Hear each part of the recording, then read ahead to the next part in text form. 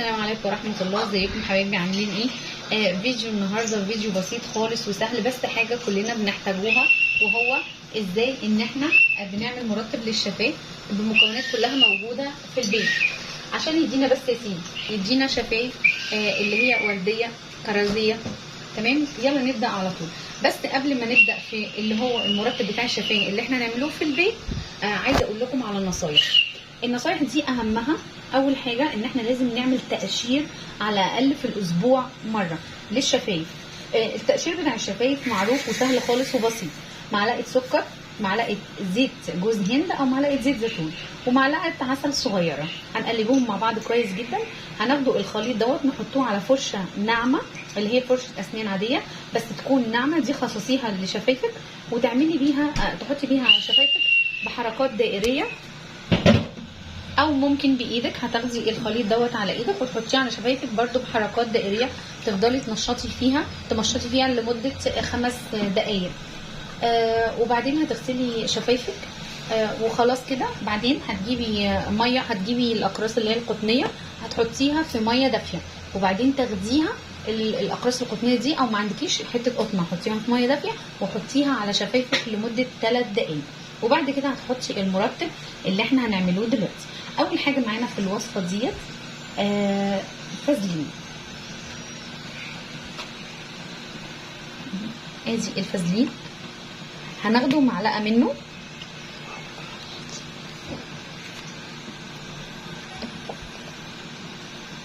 اهو، معلقه حلوه كده هتحطيها،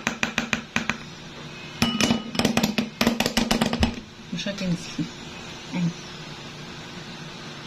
ادي معلقه الفازلين. تاني مكون معانا زيت جوز هند. لو انت ما عندكيش زيت جوز الهند عادي ممكن تحطي بدل معلقه الفازلين هتحطي معلقتين فازلين.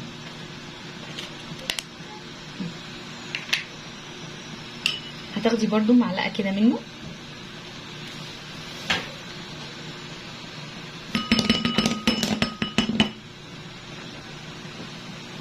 اهو. طيب دلوقتي بقى انا عايزه اسيحهم. هسيحهم ازاي؟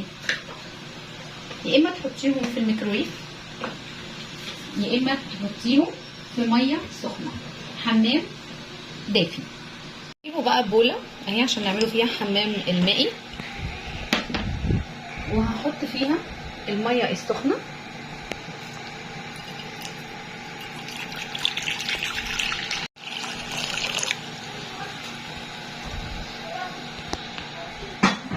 وبعدين بقى هحط البوله التانية اللي هي فيها الفازلين وزيت جوز الهند، وهقلبهم مع بعض كويس. هيسيحوا في ثواني.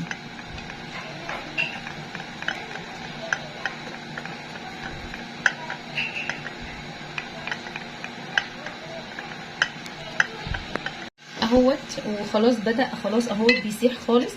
وهبدأ بقى اجيب معلقة عسل نحل اهي واحطها برضو على الخليط. العسل مفيد جدا لترطيب الشفايف، مرطب طبيعي هايل. وهفضل اقلبهم تاني.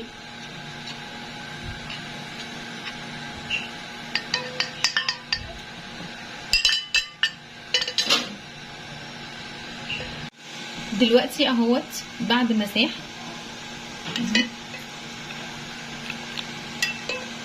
خلاص هشيله بقى من حمام الميه. المكون بقى اللي معانا بعد كده زيت الورد. هاتي اي زيت عطري، زيت الورد، زيت النعناع، اي زيت اللافندر. انا حابه ان انا احط، دي اختياريه، لو مش عندك مفيش مشكله. انا هحط منه هي نقطتين فقط مش اكتر.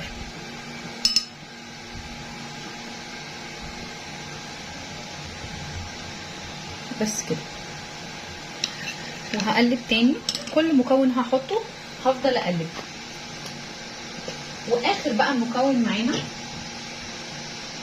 هو هتاخدي اي صبع روج عندك انتي حابه لونه.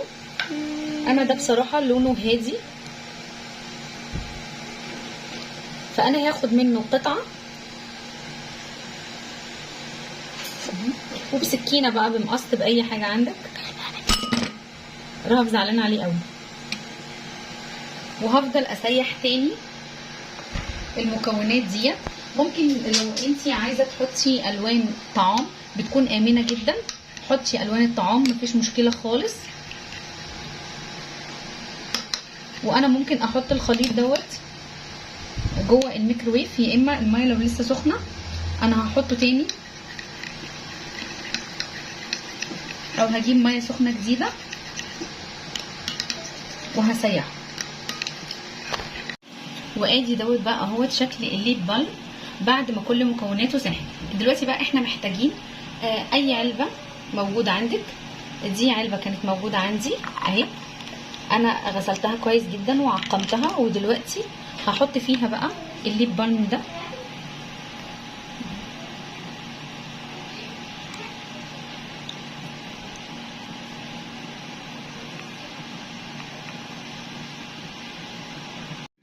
ودلوقتي بقى معانا الليب بالم بعد ما اتعمل. انا حطيته تقريبا يعني من 12 ل 15 دقيقه في التلاجة. ده بقى شكله النهائي اهو، وملمسه حلو، ولا هو ناشف ولا هو طري اهو. جربته على شفايفي جميل جدا وطري قوي. دايما حطيه بالليل، هو طبعا تحطيه في اي وقت بس بالليل الشفاه هتمتصه اكتر. سامعين صوت الولاد عاملين دوشه فظيعه، مش عارفه اصور اخر حته ديت منهم. واتمنى ان الفيديو يكون عجبكم. متنسوش تعملوا لايك وتشتركوا في القناه، واشوفكم في فيديو جديد.